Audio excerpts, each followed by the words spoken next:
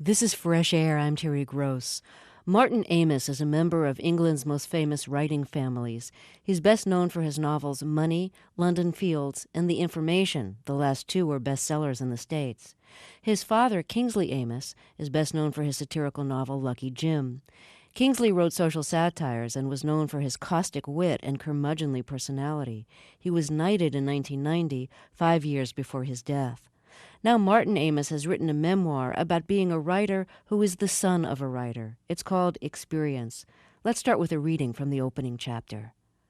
I am a novelist trained to use experience for other ends. Why should I tell the story of my life? I do it because my father is dead now, and I always knew I would have to commemorate him. He was a writer, and I am a writer. It feels like a duty to describe our case, a literary curiosity which is also just another instance of a father and a son. This will involve me in the indulgence of certain bad habits. Name-dropping is unavoidably one of them, but I've been indulging that habit in a way ever since I first said, Dad. I do it because I feel the same stirrings that everyone else feels. I want to set the record straight. So much of this is already public, and to speak for once without artifice, though not without formality. The trouble with life, the novelist will feel, is its amorphousness, its ridiculous fluidity. Look at it, thinly plotted, largely themeless, sentimental, and ineluctably trite. The dialogue is poor, or at least violently uneven. The twists are either predictable or sensationalist, and it's always the same beginning and the same ending. My organizational principles, therefore, derive from an inner urgency and from the novelist's addiction to seeing parallels and making connections. The method, plus the use of footnotes to preserve the collateral thought, should give a clear view of the geography of a writer's mind. If the effect sometimes seems staccato, tangential, stop-go, etc., then I can only say that that's what it's like on my side of the desk.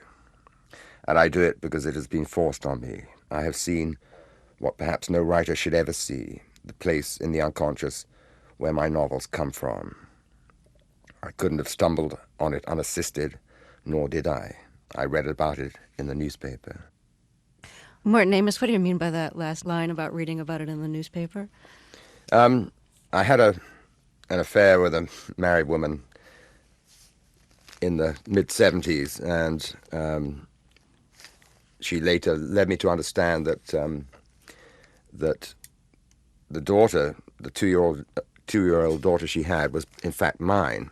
And I believed her because I took the photograph she gave me of this little girl to my mother and said, "What do you think, Mum?" And she held it, the photograph, at various distances from her eyes, and then said, without looking up, "Definitely." When this became public 20 years later, 18 years later, there was a great deal about it in the newspapers.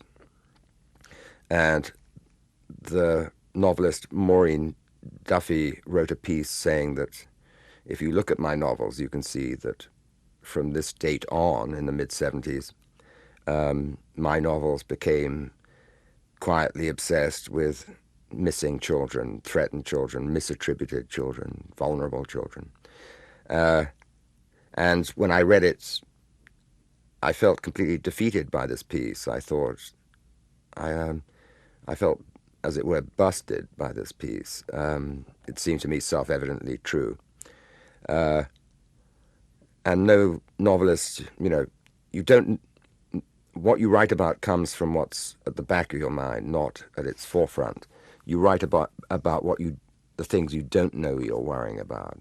And it was clear to me that that I had been worrying about her, thinking about her. And I was consoled, in fact, because it meant that I had, in the deepest way possible for me, had been with her in spirit far more than I knew. But it was a great shock to have your unconscious laid out before you like that. Were you grateful to the reviewer for pointing this out to you? It goes beyond gratitude. It's or distress. It was just something unanswerable. And it was only actually half the picture, because I realized also that I'd been worrying about someone else. In 1973, a few weeks after my first novel was published, in fact, my cousin, my mother's sister's child, disappeared. And for 21 years, no one knew what had happened to her. And then it was revealed round about the same time as the identity of my daughter, and when I came to meet my daughter, that she had been murdered, and her body had been exhumed from the basement of Frederick West's house in Gloucester, and he being one of the most prolific serial murderers in English history. It was your So, missing cousin's body that was found. yes, yeah. So the combination of these two events, I realized that this had constituted the silent anxiety at the back of my mind when I wrote all those novels. Now, do you ever worry that sometimes even the best kind of psychoanalysis of a writer's motivations might be a little reductionist? Oh, yeah. I mean, all that stuff is zero rudimentary and trite and boring.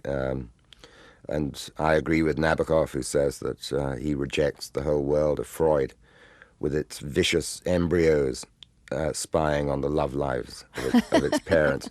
No, it's all humiliating and simple, and I would never in a million years go to a psychiatrist. But some things your body just accepts as true, and this was one of them. But as the creator of characters, are you interested in psychological explanations or explorations of their character? Well, I think I wrote somewhere that if you're a moralist, and I said this kind of ironically, I said if you're a moralist, you can't go too far back in anyone's past, no matter how atrocious they are as people, because if you do, then, and this would be a terrible journey, in a terrible bus with terrible stops for terrible snacks, and you go back on this journey back into their past, and then you would find the justification for their wrongdoing, and everything would be understood, and everything would therefore be forgiven in a way. And if you're a moralist, you can't do that. I'm not a moralist, in a sense, although every writer must be. What I mean is that you can't accuse anyone of anything if you go back far enough, because all is explained. Martin Amis is my guest. He's written a new memoir called Experience. You say in your memoir that you've said in the past that the present phase of Western literature is higher autobiography, intensely self-inspecting, and that this phase began with confessionalism in American poetry. And you say, we're in this phase where it's no more stories. The author is increasingly committed to the private being. Have you thought of this as a bad thing? I mean, that sounds like a pretty critical way of looking at autobiography or autobiographical fiction, and now you've written a memoir. I'm suspicious of it, and I don't like the emphasis on the personality, but I'm also susceptible to it, and I feel the same stirrings, as I said, as everyone else. I wrote this book because I came across a natural break in my life, and as I say, I always knew I'd have to write about my father in a kind of pro bono spirit because of the, I say modestly, rarity, but in fact uniqueness of our case. I've always had difficulty keeping myself,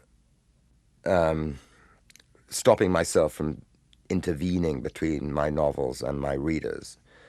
There's too much me already, and now I'm adding to that. But I still felt I had no choice, and I had to do it. Do you feel you couldn't have written a memoir if your father was still alive, or just that you wouldn't have wanted to? I wouldn't have wanted to. It was always going to be posthumous where he was concerned. It would have been embarrassing. I mean, I couldn't have faced him over the dinner table if I was writing about him while he was alive. What were your father's rules? And by the way, my guest is Martin Amis, and his father is the late writer Kingsley Amis. What was your father's rules about speaking of or writing about family, speaking of family in public or writing about them? Um, I don't think he had rules. I don't think he or I had rules. I think you're guided by your instinct and your sensitivity. There's no point in having rules in the publicity age where the rules are broken by others, every day. Uh, it would be, frigid and meaningless to just step back from this.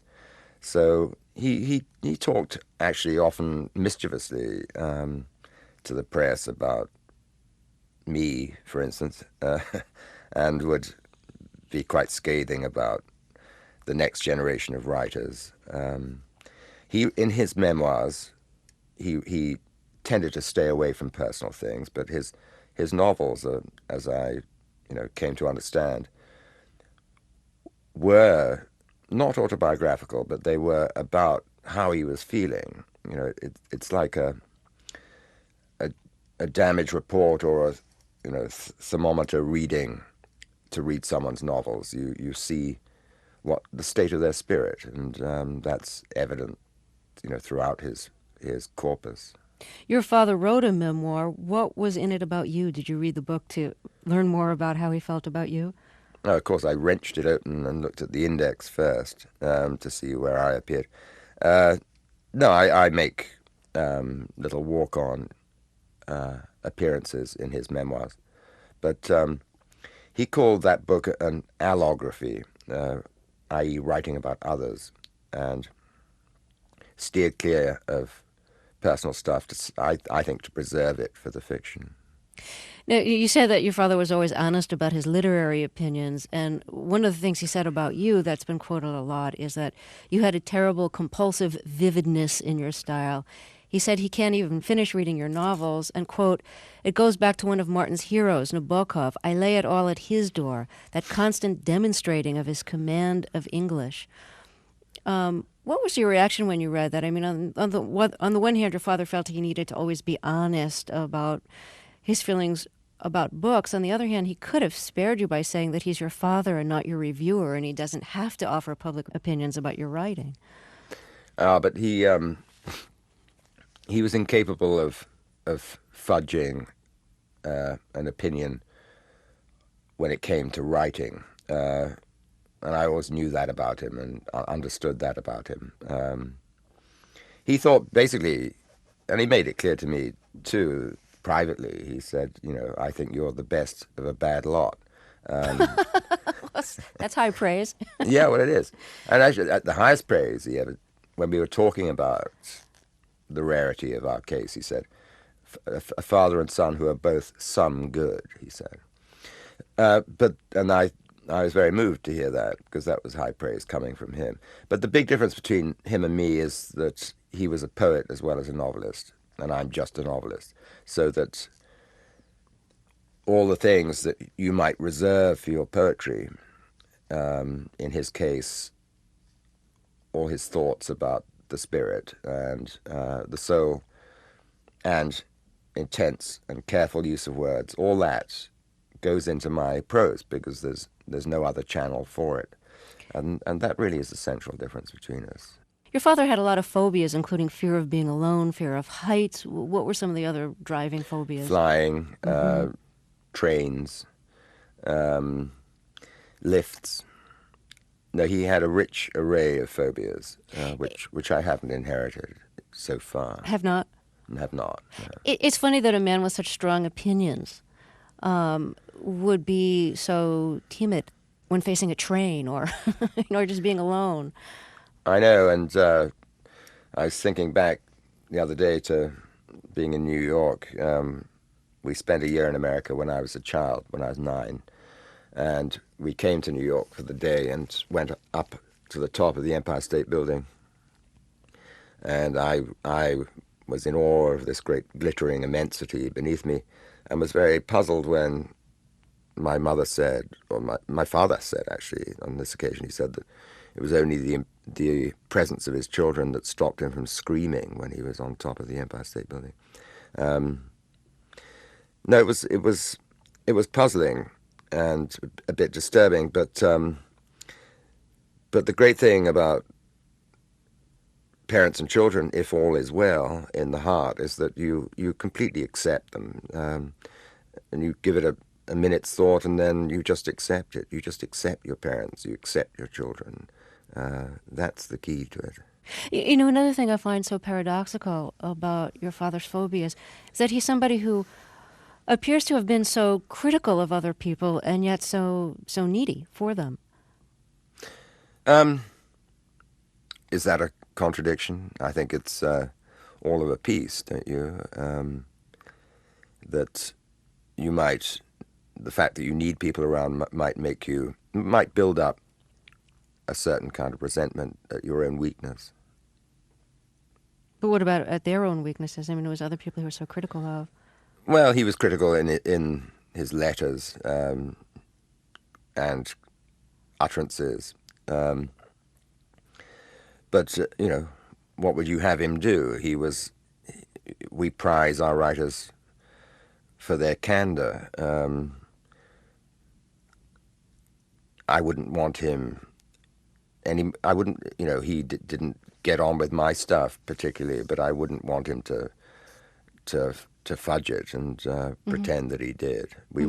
That's what writers are for, to tell the truth as they see it. How old were you when your parents divorced? 13. You write a little bit about their divorce, and then you write about your own divorce when you were, in your early 40s? Yes, mid-40s. And you say that your father wrote that stopping being married to someone is an incredibly violent thing to let happen to you. And you thought about that a lot during your divorce. Were your circumstances similar? Did you both each leave your wives or vice versa? Or? Well, in fact, I don't write very much at all about my own divorce, and don't really want to talk about it. Mm-hmm. One of the great subjects of the novel has been marriage, and what I have to say about the process of being divorced will go to the back of my mind, and I'll worry about it, and in a few years I'll write a novel that will have something to do with it. You select your material when you're writing something like this by thinking about the feelings of others, and I know my ex-wife wouldn't want me to write about it, and that was enough for me, and having felt that, I didn't want to write about it either. Oh, fair enough. Another thing you do say in your memoir is that only to your father could you confess how terrible you felt, how physically terrible, bemused, subnormalized, stupefied from within during this period of divorce. Only to him could I talk about what I was doing to my children because he had done it to me. Could you talk a little bit about if he was helpful to you, if you were able to talk with him about your feelings about his divorce? And yeah, that was, it seems to me that the real violence of divorce is what you are doing to your children. And what that is, simply put, is making them distrustful of love, making them think, well, you'd better not love anyone utterly because things can change, and that's their first lesson in the fragility of love. And they're going to get that lesson in the end anyway, but it's an awful thing to inflict it on them. And my father, I could talk about it with my father, and he was in his 70s, and in fact, only had 2 or 3 more years to live. But he really stirred himself and was a great friend to me during that time. And he used to say, talk as much about it as you want or as little about it as you want. And that was his last fatherly duty to me. He rounded the circle. He had done the same to me. He had made me distrustful of love, and perhaps weakened my capacity to love. But he repaired it, in as much as he could in his last years. It was his last fatherly duty. You write about your mother that your mother had a breakdown in 1963, which culminated in an accidental overdose of sleeping pills. She said she had been depressed because she was still in love with your father. You say in 1995 your mother was still contemplating death as an escape from her feelings about your father, but an escape in the opposite direction. What do you mean? Well, she said, my parents divorced, my mother remarried, and then remarried again. My father remarried. And then when his second wife left him, they set up a kind of ménage where my mother and her third husband, to whom she's still very happily married, moved in and kind of looked after my father and acted as housekeepers for him. But my father was always difficult, and later on was impossible, and later on than that was unbelievable. And my mother, blowing the hair off her forehead, would say, I've been dying for a heart attack for years because looking after Kingsley was such hard work. So that's what I meant by escaping in the opposite direction. That's a really surprising relationship. I'm almost surprised she was willing to do that. She didn't have a choice, really. It was forced on her because she and her husband had very little money, and my father had money but needed people. So my brother and I kind of, thought this was an obvious, if temporary, solution. We thought it might last 6 months. In fact, it lasted for 12 years and until his death.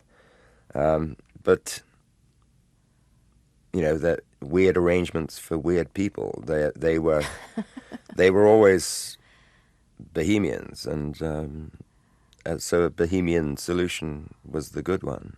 So he paid your mother to take care of him and live in the house. That's right. Yeah, with my mother. They had the garden flat below. My mother, stepfather, and my half brother, little Jaime. And Kingsley had the floor above, and they had a communal floor above that. And somehow it worked. Well, it made it easier for you to visit both your parents at the same time. Yeah, no, it was very good for the children. It killed two birds with one stone in all sorts of senses. Martin Amis is my guest. He's a novelist who's written a new memoir called Experience. Your father, the writer Kingsley Amis, lost much of his memory before he died. Your father was so much about memory being transformed into fiction. And I'm sure you thought a lot about the meaning of memory, watching your father lose his and lose certain words in the process, too. Oh, no, it was very much the losing of the words was even more dramatic, and losing humor. And that was the truly devastating thing about his death, was that he has a character say in one of his novels, the rewards of being sane are not many, but knowing what's funny is one of them. And he didn't, towards the end of his, in his last months, he didn't know what was funny. He couldn't find words. It was all closing down. The whole operation, the great engine of comedy that he'd been, was winding down. And it was like something out of a novel, in that it measured up. It had symmetry. That here was this man whose whole life had been devoted to words and their comic possibilities, and he'd become a kind of anti-Kingsley.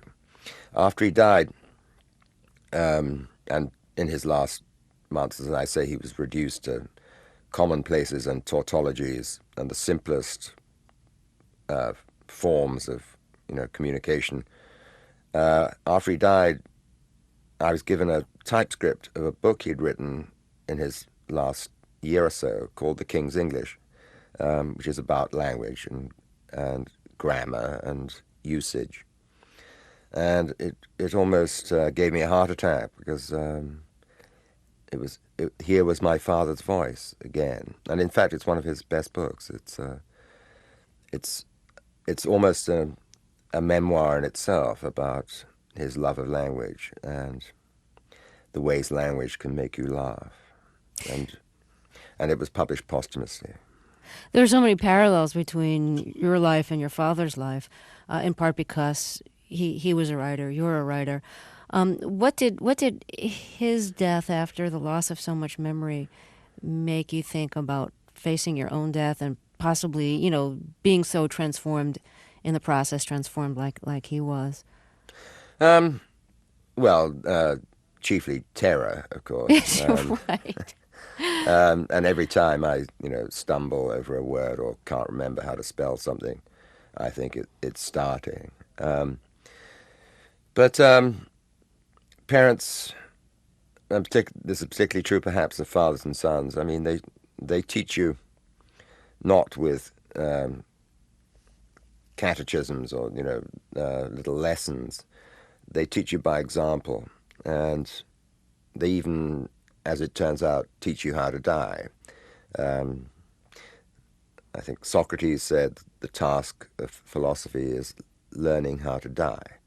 Uh, a big lesson in that is sitting beside your father's hospital bed and watching him do it. Well, what about the way he did it made you feel that he was teaching you something by example that you wanted to know? Um, his great friend, the poet Philip Larkin, said, another death-obsessed writer, said that being brave while you die means not scaring others. And,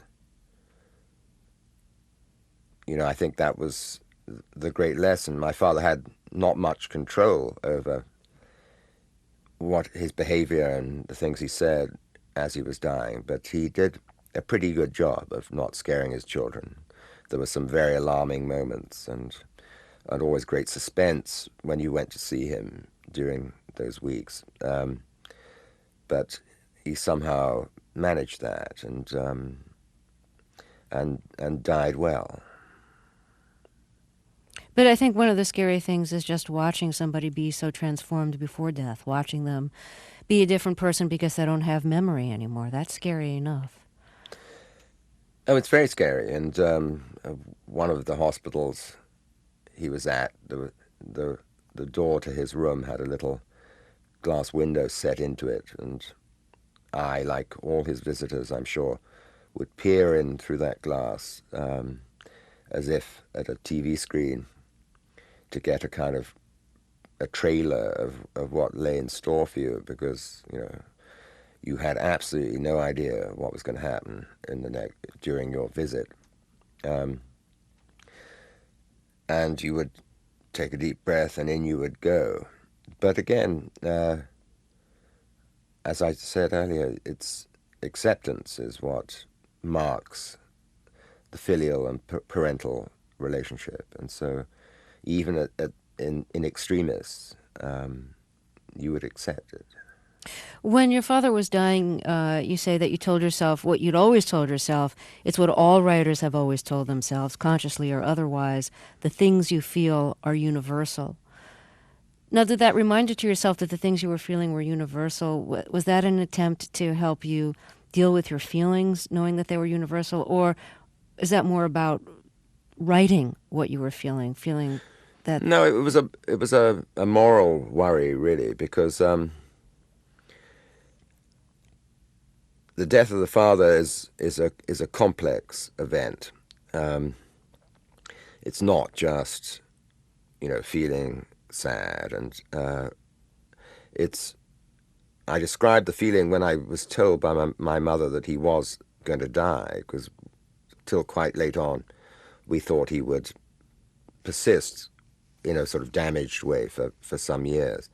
And it felt like I was about to levitate, a sense of impending levitation, rise up off the ground. But in fact, that that's expressive and again a complex reaction, because you're coming into your own when your father dies. Of course, you want him to live forever, and I can boast, and my brother and sister can boast, that we had no regrets when he died. We wanted him to live forever, but we'd had our time with him. We'd said the words to him. There was nothing left unsaid. There were no bitternesses. So that was all clear. But to bring in Freud and his vicious embryos again, Freud says that the death of the father it's partly chemical, I suppose, but floods you with endorphins and to get you through the experience. And you feel full of energy and ready for work, and there are books to be written, there are children to be raised. It's only afterwards that you get, for the rest of your life, you are repairing the damage done, the grief inflicted by the loss of the father. You lose a part of yourself, and you never get over that. But the actual business of the father dying is not a simple one of grief. It's you feel this guilty energy and a sort of spring in your step, because you're stepping forward, you're evolving, you're going on to the next stage. You say in your memoir, I used to give the midlife crisis little credit and no respect. It was the preserve of various dunces and weaklings. So what was your midlife crisis about? Oh, don't ask. I think I just did. Well, the midlife crisis is something you ought to have, I think. It is critical to have a midlife crisis, and if you don't have one, then that's a crisis. It's facing up to all sorts of structural things in your life that haven't yet been faced, and chief among them is a new alignment, a new accession to death. I say that youth can perhaps be defined, and you see it in the very young, everywhere you look, as a sense of immortality, invulnerability. That's why the young are fearless, because they can't believe in their own death. They're not scheduled to believe in it. But when you get to around 40, it's a full-time job looking the other way, and you have to turn and look away from this fake, illusory immortality, and you have to turn your head and look at mortality. And you ought to have a crisis about that. What kind of change in behavior did that lead you to? Well, in my case, it involved the breakup of my marriage, a health crisis, having to do with my teeth, and it also involved, included death of the father. Mm-hmm. So it was pretty thoroughgoing. The health crisis you referred to had to do with your teeth, abscesses, I think a tumor that they found. Yeah. A lot of pain over a long period of time, a lot of complex dental surgery and teeth replacement and so on. Pain in the mouth is a very central location for pain. It's hard to distract yourself when you have pain in your mouth. That's where you live. It's where you live. It's where you speak. It's where you eat. It's where you kiss. It's where you breathe sometimes. Indeed. And in fact, they made a model of the human body entirely scaled to nerve ends. And the result was an incredible little midget with an enormous Mick Jagger mouth. No, it is. If something's going on in there, then that's where you live, and that's partly what I meant by facing up to things you haven't faced, because I had ceased to go to the dentist. I'd let it become a kind of complex and an obsession, and dealing with that was certainly a part of my crisis. What did you figure out about things that you could do, that you were capable of doing with pain, and things that were just impossible to even consider when you were in pain? Um, Pain was always, the toothache is the kind of civilian limit of pain, and I just howled my way through that. But what I hated more was the fact that I'd have to do something about it. Do you think you became very unpleasant when you were in a lot of pain? Did I become unpleasant? Uh-huh. I think it's easy to be unpleasant when you're very uncomfortable. Well, Sam Johnson said it is so very difficult for a sick man not to be a scoundrel. Quoted by Brenda Maddox in her Life of D.H. Lawrence. D.H. Lawrence perhaps being the worst behaved writer of all time, and there's a lot in that. He never took a breath without pain and without an intimation of mortality, and died at 44.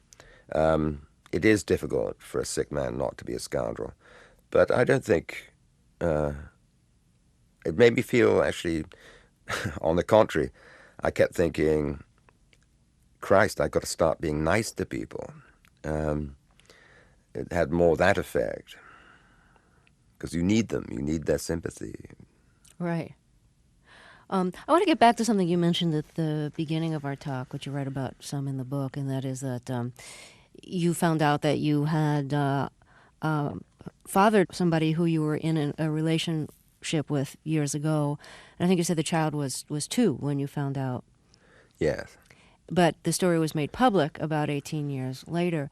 What kind of relationship, if any, did you decide to have with the daughter that you found out after the fact that you fathered? I didn't decide to have a relationship. We met and fell in love, and I have a wonderfully warm and candid relationship with her, Delilah, and it's been not just easy but wonderful. When her other father wrote to me saying that Delilah now knows that I'm not her father and that you are, I said I was very shocked by the letter, because I realized, as he said, it's been in the back of your mind, no doubt, and that's exactly where it had been. But I said to my wife, I showed her the letter, and she read it, and I said, there's absolutely no reason, is there, why this shouldn't be a wonderful thing? And she said straight away, none. And, she was a key figure, my wife, and Delilah's other father, Patrick, was a key figure. And you can imagine all sorts of things that might have gone wrong in the periphery there. But our relationship has just been, a warm breeze, and love flowed and was soon declared, and why would it not? Well, I want to thank you very much for talking with us. Thank you very much.